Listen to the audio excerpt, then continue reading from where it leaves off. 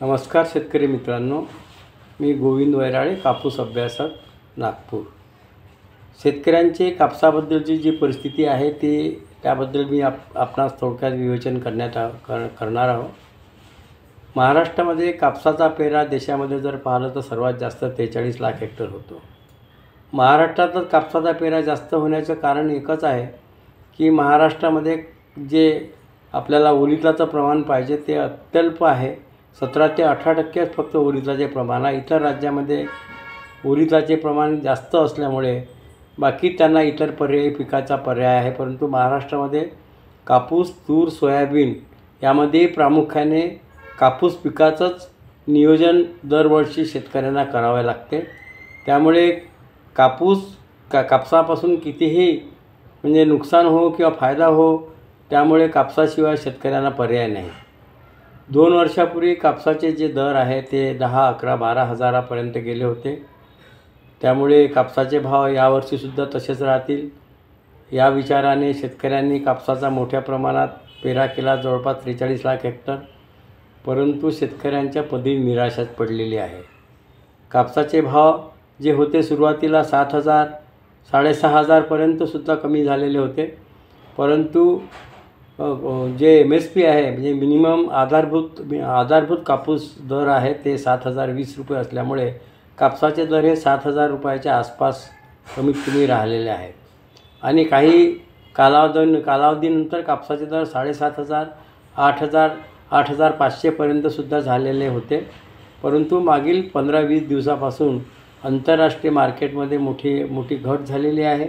सरकीच्या दरातसुद्धा जी अपेक्षित वाढ पाहिजे होती ती वाढ झालेली नाही आहे।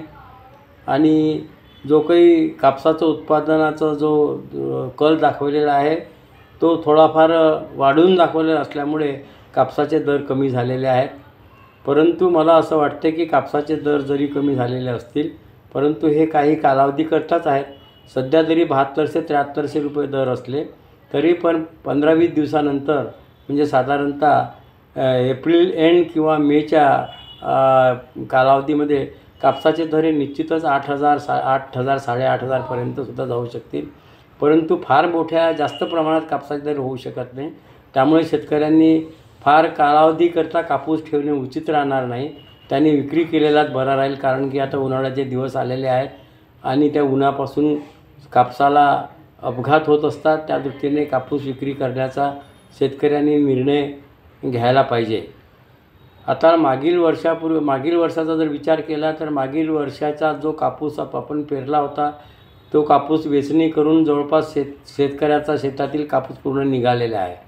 त्यामुळे मागील वर्षाच्या शेताची सर्व पूर्ण म्हणजे पराठी काढून व नांगरणी करून आता पुढील वर्षाच्या तयारीकरता कापूस पेरण्याच्या दृष्टीने पूर्वतयारीच्या दृष्टीने सुरुवात झालेली आहे। त्यामुळे पुढील वर्षीचा हंगामाचीसुद्धा आपल्याला कापसाचं उत्पादन घेण्याकरिता काय प्लॅनिंग करावं, नियोजन करावे, कुठली त्यामध्ये आपण कापसाची व्हेरायटी लावली पाहिजे, त्यामध्ये कापसाचं आपण नियोजन कसं केलं पाहिजे किंवा दुसऱ्या कुठल्या पिकाचं नियोजन करता येईल काय, या दृष्टीने सुद्धा विचार करावा लागतो। कारण का सध्याची जी परिस्थिती आहे, जे काही एक नॅचरल कलॅमिटीज जी आहे त्या केव्हा पाऊस केव्हा म्हणजे अतिपाऊस आणि सतत पाऊस आणि कधी तर पाऊसच नसणार, या दृष्टीने फार असं नैसर्गिक आपत्तीला शेतकऱ्यांना समोर जावं लागते।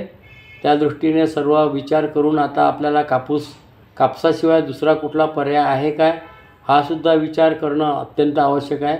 कारण दरवर्षी कापूसच नुसतं लावून तो जर आपण त्यामध्ये काहीच आपण विचारच केला नाही तर त्यामध्ये आपल्याला नुकसान होते।